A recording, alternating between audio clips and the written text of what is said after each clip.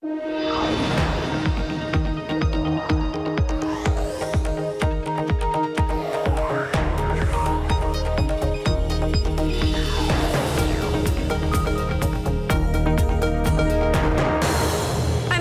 San Francisco, and this is Bloomberg Technology. Coming up in the next hour, U.S. Special Counsel Robert Mueller indicts 12 Russian intelligence officers for hacking offenses related to the 2016 presidential campaign. We will go to Washington to talk about next steps.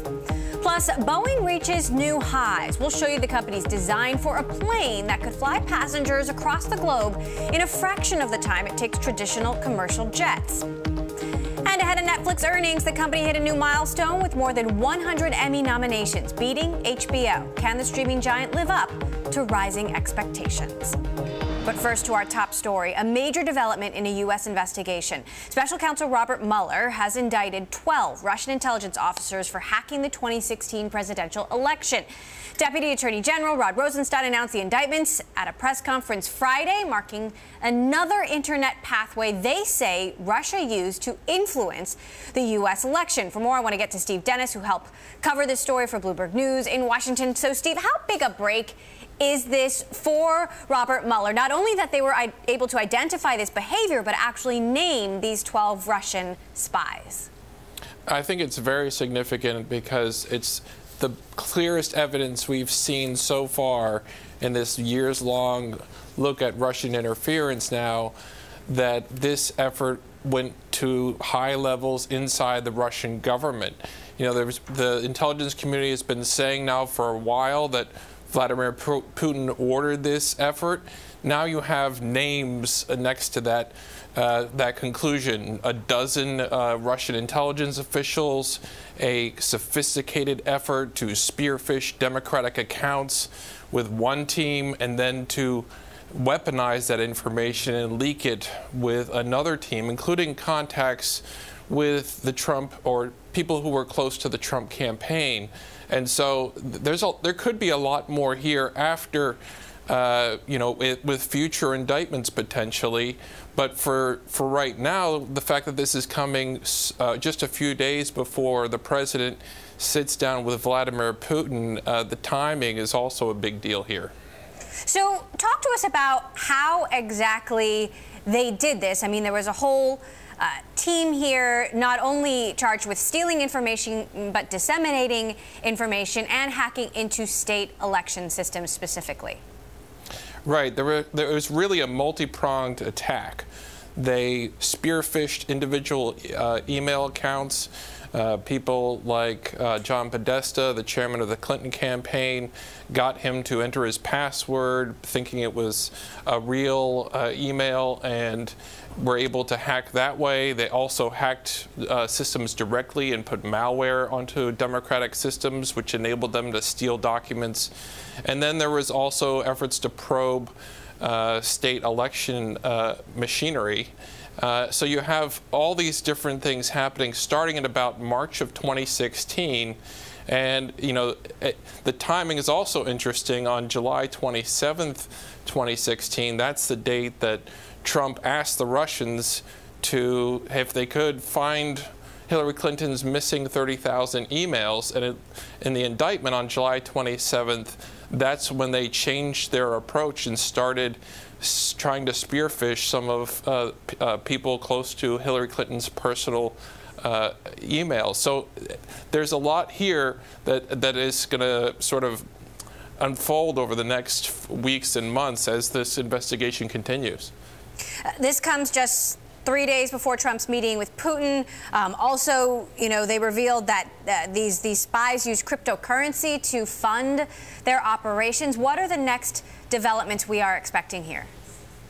Well, we're seeing a lot of Democratic officials like Chuck Schumer calling on the president to cancel the meeting with Putin. Others saying that if he does meet with Putin, he shouldn't meet one-on-one. There should be other officials there.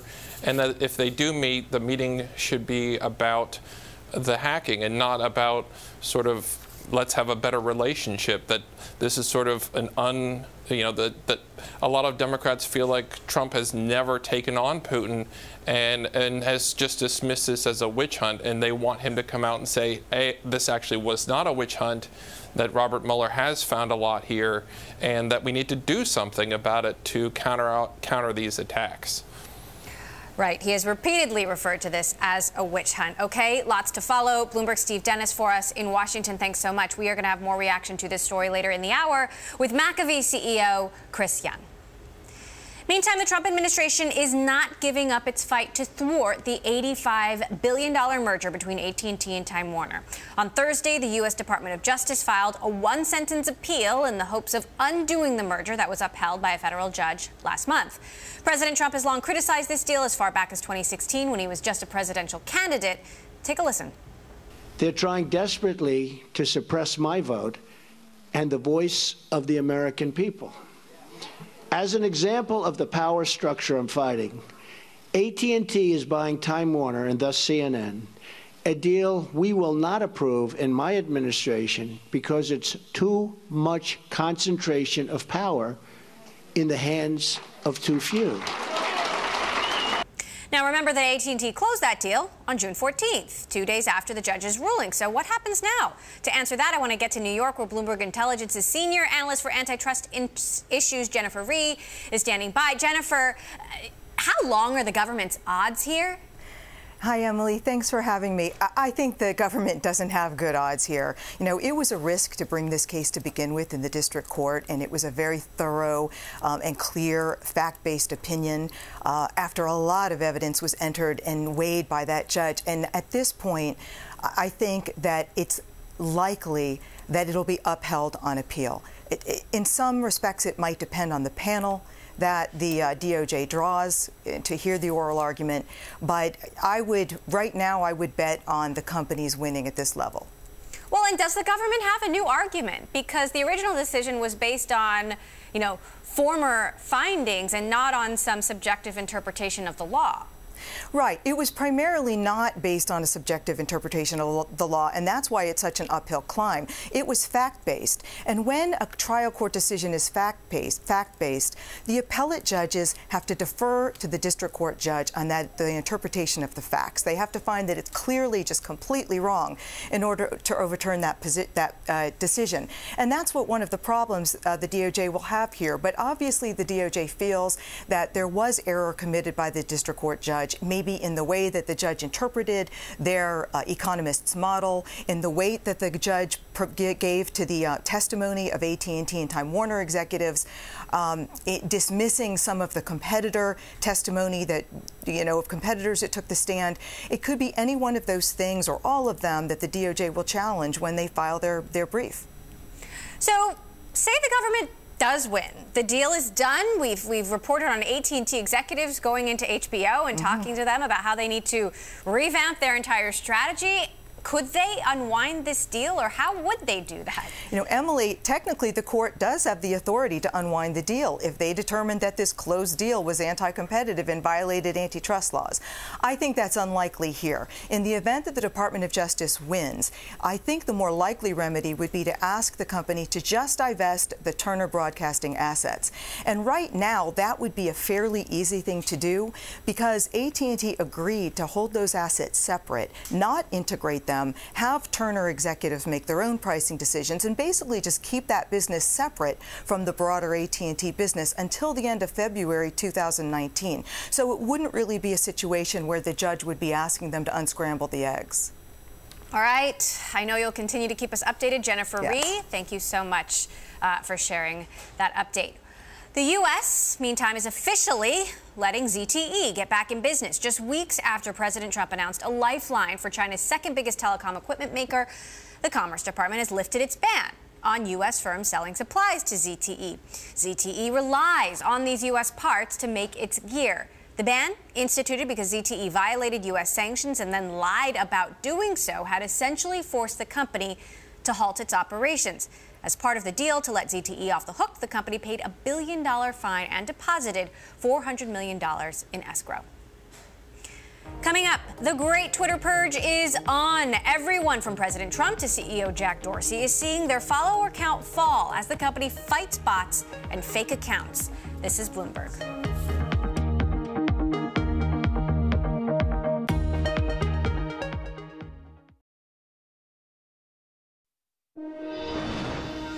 This week, Twitter gave a warning. Your follower count will drop. The company recently said it is identifying almost 10 million dubious accounts a week and is putting all accounts through a security check, purging the ones that don't appear to be run by a human.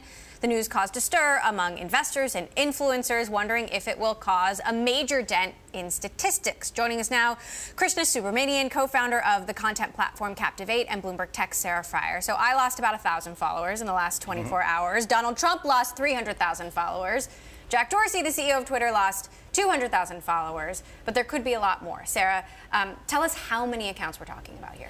We're talking about all of the accounts that Twitter has locked. So it's not necessarily accounts that they're wiping off of Twitter, but they're locking them until they can prove that they're real humans. I lost about 200. I think for everyone, there's a select portion of their followers who are just maybe potentially bots or not. And it's not that bots are banned on Twitter, don't get me wrong. There are a lot of companies that run bots that do good things. There are a lot of humorous bot accounts. But the ones that are trying to sort of spread misinformation or cause trouble on Twitter, they're working to make those a less visible part of the service. And it's part of a trend over the last few months of them trying to crack down in ways that don't eliminate them from the platform, but make them less visible. So Twitter says it's identifying 10 million accounts a week that are fake. And you, Krishna, say that 11% of accounts on Twitter are fake. So are we going to see a lot more accounts disappearing here because President Trump has, 50+ million Twitter followers? Definitely. So 11% is a great average to look across the board. Some people are going to have a lot higher. Some people are going to have a lot fewer. Right? I believe Elon Musk probably dropped less than 0.5%. And so, I think this is going to be something that Twitter's going to do, as well as Instagram and Facebook constantly, where they're going to try to just bring more trust back into these social platforms. Well, and then how do you decide? Because, the fake Elon Musk comments on every real Elon Musk tweet. And is that a fake account, or is that, does that qualify? I think that's another problem and another huge issue that happens, because you don't want these fake Elon Musk accounts to promote fake topics. Right, but they're active and they're being used, and is that actually against Twitter's terms of service? When they're replicating the same identity. The problem is they're saying, I'm Elon Musk, right? And they're trying to hop on his bandwagon and get people to do something else. So they're tricking people into doing things that they might not normally do, and leveraging Elon Musk's identity. But these are gray areas, because parody accounts on Twitter are okay. It's okay to make fun of a famous person like Elon Musk on Twitter. Accounts where people are pretending to be him are not. But the line between the two of those is very thin. And how is Twitter actually making these decisions? So there are lots of different problems here, right? Can't always be decided by AI and technology. Some of it is machine learning, but a lot of it is improving the training of the people who go through and do the checks on accounts when they're reported. And another big move that Twitter made recently was in people's replies, when they have somebody saying, you have a tweet that you put out, but then somebody replies with something that is nasty or violent or whatever it might be, like that's not related to the tweet. They're trying to use machine learning to hide those. It's called gray boxing. When you click on them, then you can see them, but it's not going to show it to you automatically. They're trying to just create a environment for people that's a little bit less terrible. Hostile. Krishna, how is this going to impact the cottage industry of influencers and celebrities who have made their names with big, pumped-up social media followings? Yeah, so it's a huge issue for brands, right? They lost probably over $250 million on branded content last year alone, just through a lot of these bots and fake followers. So influencers are going to have to go back to really creating authentic content and just focusing on growing their audience organically. And brands are going to have to start looking at different ways of judging how to price content from an influencer standpoint. It's no longer about followers. It's really about true, authentic engagement. And look, Facebook has talked about its fake account problem. They have millions of fake accounts. Yep. How does Twitter's problem compare to Instagram and Facebook's fake account problem? It's very similar, right? I think Facebook in May mentioned they deleted about 500 million accounts or something of that sort. And so I think. What about Instagram? Instagram, I feel like Instagram has a constant, it's a constant purge that happens. So a lot of these influencers that you could see, there's always a steady decline of a number of users that are just getting eliminated off the platform. I don't think these social platforms need to raise their hands and jump up in the air saying, hey, we deleted a bunch of bot accounts. It's something that they should be doing on an ongoing basis. Now, Sarah, meantime, another story, another Facebook controversy. Mail.ru, one of the biggest internet companies in China, had access to Facebook's platform even after they cut off access to developers. People are up in arms about this, and Facebook has said no data was misused, but there's also not necessarily a way they can be sure that no data was misused. What's your take on this latest round of controversy? Yeah, so this is, Mail.ru is a big popular service in Russia. Lots of people use it. Facebook has always just wanted to be where the people are. They want to be something that everyone around the world can use. And this is another example of how those business dealings in the past are coming back to haunt them. We could not have predicted back when Facebook had this relationship that Russia would then eventually try to use misinformation to manipulate our elections, right? Now there's some looking back at this with hindsight and saying that was a bad decision. Why didn't you cut them off when you should have? And I think it's going to be difficult for the company to deal with these revelations that are coming up pretty much constantly now about the way that they tried to work with everyone very neutrally in the past. And now we're realizing that maybe that wasn't a good business decision even. Krishna, do you think that these social media companies are actually going to be able to stay ahead of these problems? I mean, aren't people going to find new ways to deceive Twitter or deceive Facebook? Oh, completely. It's going to be an ongoing fight, an ongoing battle, right? Like the minute someone starts using a social platform, starts using visual recognition to look at content and photos, these bots and other platforms are going to find ways to fight against them. So it's something that's just going to continue to grow. All right. Krishna Subramanian, co-founder of Captivate, our very own Sarah Fryer, Bloomberg Tech. Both. We should note Bloomberg LP operates a global breaking news network on Twitter called TikTok. Coming up, Bloomberg Business Week goes under the Tesla tent to get the full story on the car maker's tumultuous year in what Elon Musk has called production hell. This is Bloomberg.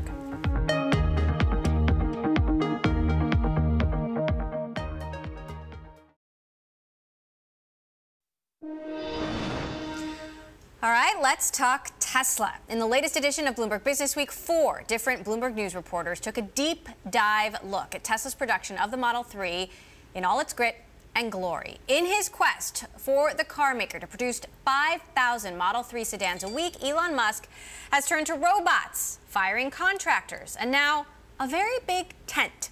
Tom Randall, our Bloomberg News senior reporter covering the future of transport, had access to 20 of Tesla's engineers, including CEO Elon Musk. He joins us from New York, as well as Josh Idelson, Bloomberg's labor reporter, got key insights on the difficult conditions faced by Tesla workers. He's with me here on set in San Francisco. Tom, I want to start with you. You spoke to Elon Musk. He told you that at one point he wore the same clothes 5 days in a row. What other insights did you hear from him? Well, look, if you've been watching Tesla for the last year, you know that this is a company that has been having a really hard time as they try to grow from making 100,000 cars a year to 500,000 cars a year. And Elon told me that this was an existential crisis point for the company, that he had bet the company on the Model 3. He said that he's bet the company now 3 times, first with its original Roadster, then with the Model S. He said he didn't bet the company with the Model X, that they could have survived with that, and then he bet the company with the Model 3. And he said this will be the last time that the company has to bet put it all on the line. And so what we decided to do with Business Week is to rally all of our resources, because this is a very polarizing company. company, so much so that it can be very difficult at sometimes to get a beat on exactly where they stand. So we wanted to kind of figure out what exactly was going on with them. And I think what we came away with was a company that is trying to grow up, and it's having a lot of growing pains in that process. Let's talk about some of the growing pains, Josh, because Tesla has faced allegations for years about its working conditions and that the conditions there are more unsafe than other car manufacturers, for example. And you uncovered some pretty horrifying examples. Talk to us about what workers told you. One of the incidents we wrote about took place in late 2016. There was an injury with a forklift that OSHA had described as an ankle fracture, but we found out that in the investigation, OSHA had not interviewed the actual injured employee, and that according to people who spoke to him and photos that we saw, in fact, his leg was amputated after this forklift accident. So lots of problems there, not the least of which is a government organization not following up with the actual victim of the accident, correct? Tesla says that they tried to make this person available, and the agency says that they made efforts to reach him, but certainly it raises eyebrows to see that someone involved in such a serious injury, allegedly, and the person who personally suffered it, was not interviewed as part of the investigation. So, Tesla has pushed back on this story, and, they say, to you, nothing is more important to us than the safety of our employees. This is not to say that there aren't real issues that need to be dealt with at Tesla or that we've made no mistakes with any of the 40,000 people who work at our company. With each passing month, we improve safety further, and we'll keep doing so until we have the safest factory in the world by far. Tom, how do you sort of reconcile a company that's just growing up with some, really disturbing stories like this one? Well, first of all, automaking is a very difficult and sometimes dangerous process. 4 people died last year at various auto companies across the United States, and I think Tesla says that they are working very hard and take safety very seriously, and they point out that during the Model 3 production, their safety statistics have actually improved significantly, that they're now below the industry average on incident rate. And I think it's all, again, a sign of mistakes the company has made and how it's trying to course correct, at a time when it doesn't have very much time to do that. I think from my reporting standpoint, from talking to all of the engineers, I think a lot of the problems that Tesla has had can be traced back to some of the decisions that Elon has made, including the empowerment of his engineers. He has, it's kind of a double-edged sword that Tesla's engineers they'll take a look at a thing like on the Model 3. They decided to redesign the entire HVAC system, the heating and air conditioning, and for a company who's just trying to become a mass manufacturer for the first time, do you really need to be reinventing the air conditioner? But at the same time, they created this new experience where you've got a vent that crosses the whole panel front of the car, and it's both causing their problems and what people love about it. We didn't get to the raw sewage part of the story. You'll have to read the story to find out. Thanks so much. We'll have more when we return.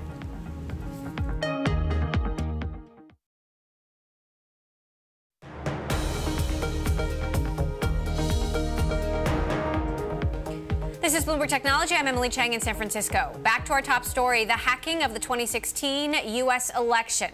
Earlier on Friday, Deputy U.S. Attorney General Rod Rosenstein announced charges against 12 Russian intelligence officials for hacking Democratic officials and systems during the U.S. presidential campaign. This just 2 days after lawmakers on Capitol Hill heard testimony from elections officials about securing this year's midterms. In fact, Senator Amy Klobuchar of Minnesota told Bloomberg that, quote, "We've reached a new era in regards to protecting the upcoming elections," and she added that both parties concerned about Russia's interference in 2016 are trying to solve the problem going forward. So just how secure is cyber defense going forward? I want to talk about that with the CEO of the cybersecurity firm McAfee, Chris Young, who's here with me. So oftentimes hackers go completely unnamed and unaccounted for. What do you make of the fact that the U.S. government was able to name and indict these spies? So first off, big hats off to the many investigators that were involved in this. There had to be literally hundreds, if not thousands, of people involved to get to this point. And as you pointed out, a lot of times cyber attacks happen and very little accountability occurs on the other side of an investigation. So it's a big step forward to actually have names and have people held accountable for a cyber attack of this significance. But these officials are in Russia. What can they actually do? Consequences are to be determined, but it's a big step forward to make sure that we actually are able to identify the perpetrators and ultimately start this process of holding them accountable for this attack. The U.S. government is frantically trying to safeguard our current election process. Is that possible in this amount of time? I think the first step is really to make sure that we understand that securing our elections has got to be of paramount importance, thinking of it as if it's critical infrastructure, because it's foundational to our entire society. So it's important to make sure that as we head into the 2018 elections, everybody is treating the cyber attack potential around those elections with the right level of importance. Well, election technology, though, has historically been in the Stone Age. I mean, can they do this by November? Well, you got two different major level things you have to think about. Number one is information warfare. The second is actually the systems and the processes themselves that you use to execute an election. There's literally thousands of state and local governments that are involved in running elections that ultimately tally into the outcomes that we see, whether they be at the national or at the local level. So you got thousands of organizations that have to be involved. We don't have evidence yet that the vote itself was hacked. Do you think that's possible? It's possible, but we don't have evidence yet that it's happened. Is it possible, these hackers are always one step ahead. Could it happen in 2018? The way I think about it is this, that if you're running an election, if you're part of one of the state or local entities that's responsible for running an election, the most important thing you can do right now is try to break the problem down. Understand what systems do I have in place, what processes do I have in place, where do I have my biggest vulnerabilities, and try to focus your effort. It's like anything else in life. If you have a really complex problem, break it down into its most basic components and start by going after your highest, your most important pieces of the puzzle. These Russian officials use Bitcoin mining to fund their operations. What new threats emerge with the rise of crypto and the blockchain? So one of the biggest increases in malware that we're seeing right now, like over a 600% increase we saw in the first quarter of this year, was in cryptojacking malware. And just briefly what that means is it's malware that's infecting users, not only PCs, but mobile devices as well in this case.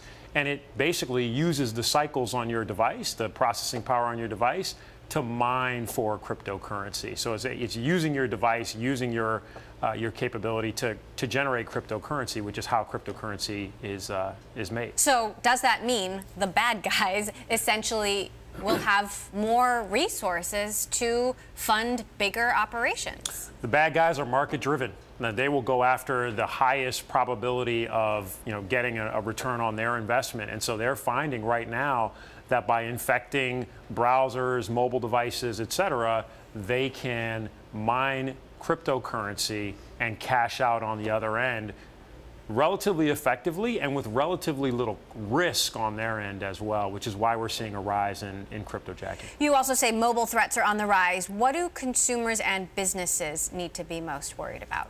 You have to make sure that you think about what are my risks with my mobile devices. So for example, who are my users that are using mobile, which is everyone, but what information do they have access to? What systems do those mobile devices connect to?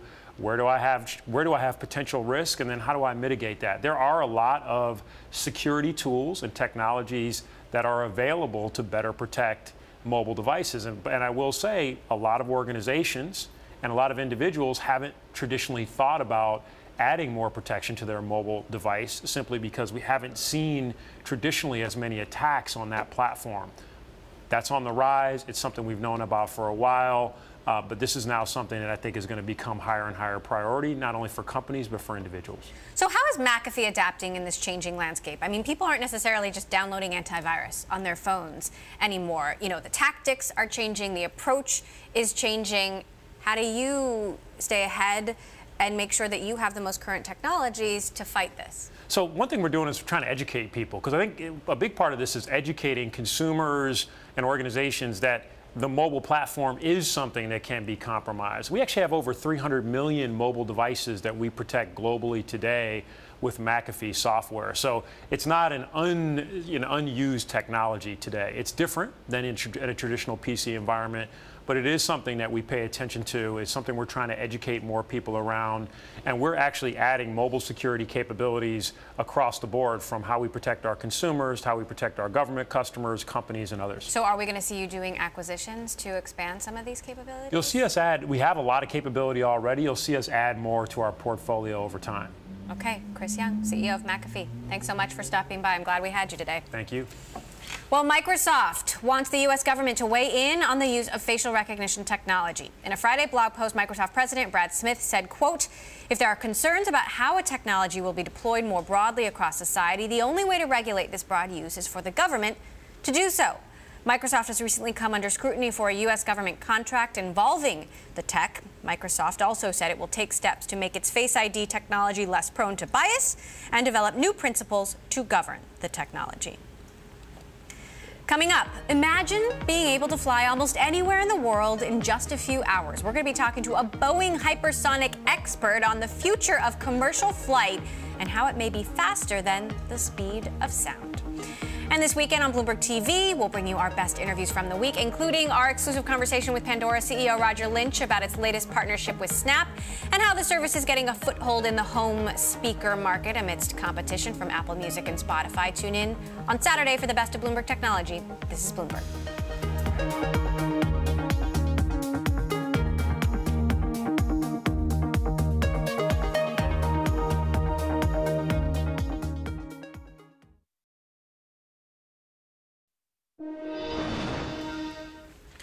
WeWork is taking meat off the menu. Bloomberg has learned the shared working space operator has told its staff that they'll no longer be able to expense meals that include meat.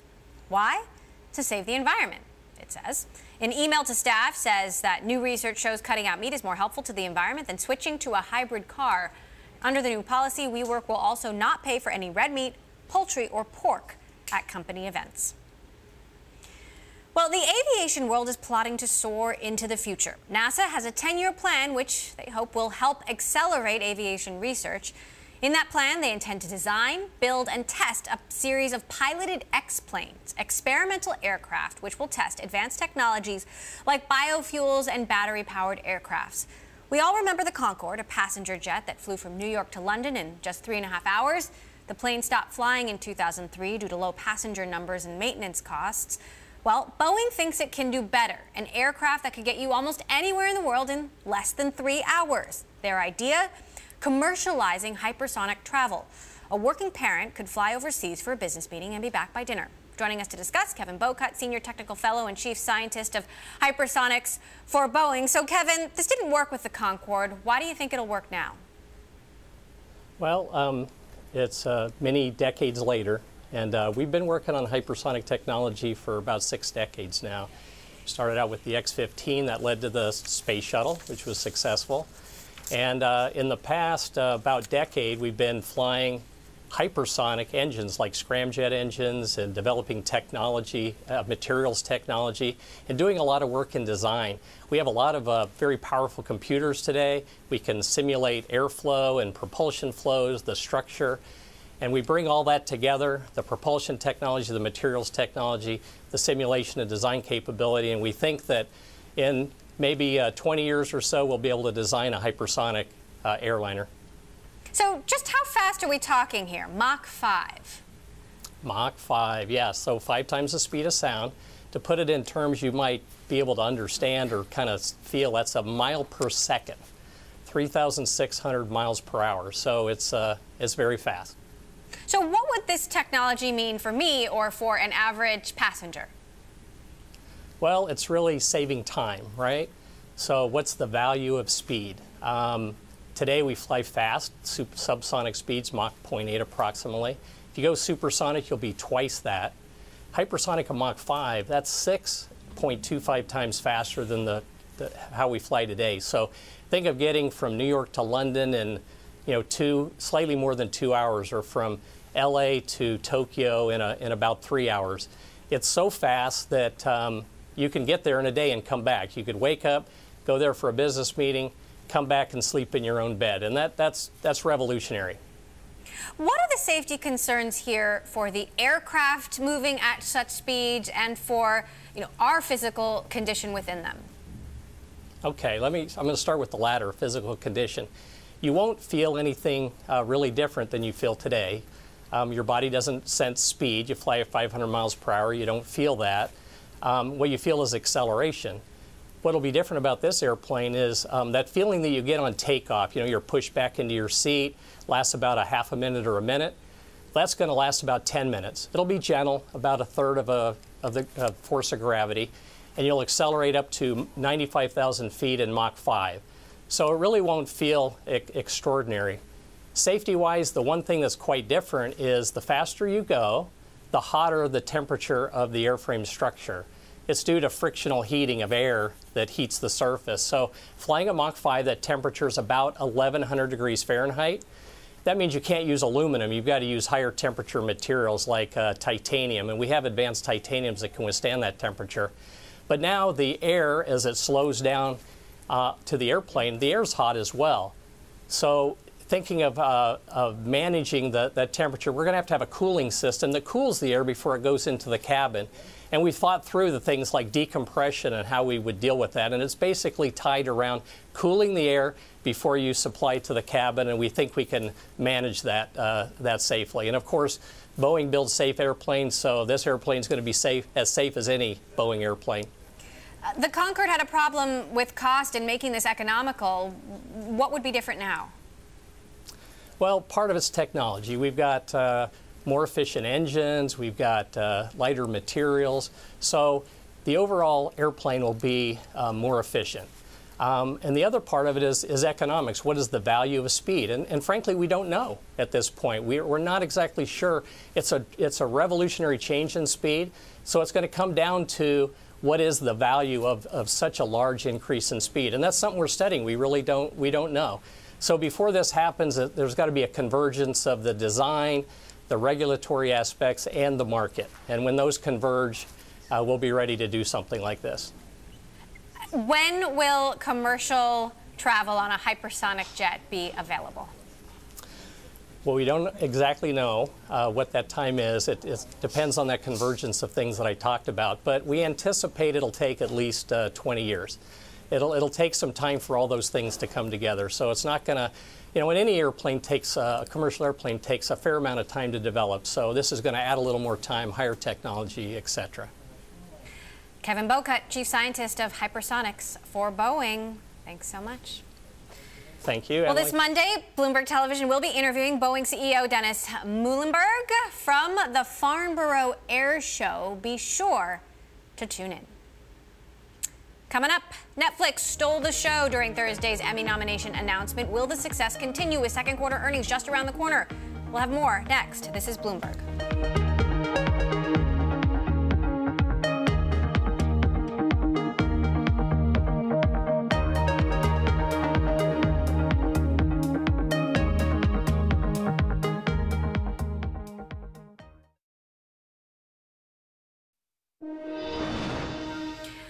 Tech and media CEOs gathered in Sun Valley, Idaho this week for the annual Allen & Company conference. The event offering crucial face time to talk about the biggest trends and hurdles facing the industries. Our Bloomberg News senior deals reporter Ed Hammond caught up with IAC CEO Joey Levin, who talked about how Netflix became a powerhouse in the world. Netflix changed everything. I think Amazon is changing everything. Facebook and Google, those are massive threats to those businesses. In which case, we can look at the scaling up that's going on and the attempted scaling up on the part of Comcast or Disney buying Fox as being a sort of defensive measure, a prophylactic against that Netflix onslaught or Amazon or Google or Facebook or whoever's coming in. Is scale alone going to be enough to protect them from that? No, it's a combination. I mean, I do think scale helps, but it's got to be product. I mean, I think one of the things that could come out of this, or I guess will come out of this Comcast, Disney, Fox thing, is one controlling shareholder of Hulu, and Hulu will be an interesting platform, and whoever the winner is in that thing and what content they put onto Hulu, I think could be very interesting if they really put all the content onto Hulu and try and mount that asset as a real offense against those things. That could be very interesting. I think there's all kinds of ways that this could get interesting. And at IAC, you have been very successful at identifying and incubating growing businesses that have done well at sort of warding off the big tech, Facebook, Amazon, Google, Apple, etc. What's the secret to that? How do you identify and build businesses and not just allow those huge tech companies to steal a march? I think you have to focus on two things: product and brand. If you have a really compelling product and you build a brand that's trustworthy, a brand that stands for something, you can compete, and you will compete because your customers in that sense fight for you. So if one of these platforms comes after you, or one of these platforms wants to hurt your business, your customers are going to fight for you. And you got to be delivering that on product so your customers continue to fight for you. So like we've seen Facebook very recently move into an area where you guys are potentially the market leader. The online dating space. You're the owners of Tinder and Match. How do you deal with something like that? Because obviously they have so many eyeballs. They have such a huge market, such a huge customer base already. They're looking into something where you're strong for growth. Are you able to withstand that? Do you look for partnerships? What's the solution? We're absolutely able to withstand that. Look, we don't know what the product looks like yet. We don't know when or if the product's coming out or how it comes out. But we do know that right now we are helping our customers build relationships all over the world. We've got customers in every country across many brands using our products to find successful relationships. We have to continue to do that. People won't stop doing that because another product comes into the market. We continue to deliver on that premise, we're going to win. If we fail to deliver on that premise, then Facebook or anything else, we'll lose. And I think we've been executing in this category for a very long time. I think this is something that we're very passionate about. I think this is something that we have a team that is best in class, most experienced in the category, and I like our chances there. IAC CEO Joey Levin there, speaking with our own Ed Hammond in Sun Valley. More on Netflix now and how the streaming giant knocked HBO out of the top spot for Emmy nominations for the very first time. The maker of The Crown and Stranger Things secured 112 nominations, HBO coming in at just under that, 108. But is this success an indicator of the company's growth prospects? Well, analysts are expecting Netflix to report more than 6 million subscribers globally.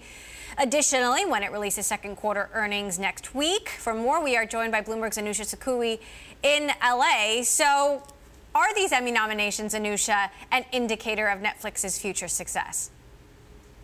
Well, they're an indicator that they're in the running for Emmy wins. Doesn't mean that necessarily that they're going to be a winner. You know, what they did this year was precedent setting for the sort of streaming platforms, in that they overtook HBO, which had a 17-year run with Emmys, and has been winning Emmys, being the leader of winning Emmys. So we'll see when the awards are given out in September. Some analysts are doubtful actually that they'll turn those into wins, but it definitely shows that what they're investing in is capturing people's attention. It's capturing the attention of talent that might be drawn to Netflix to work for them and produce more attractive shows, and therefore attract more subscribers. So it is very important.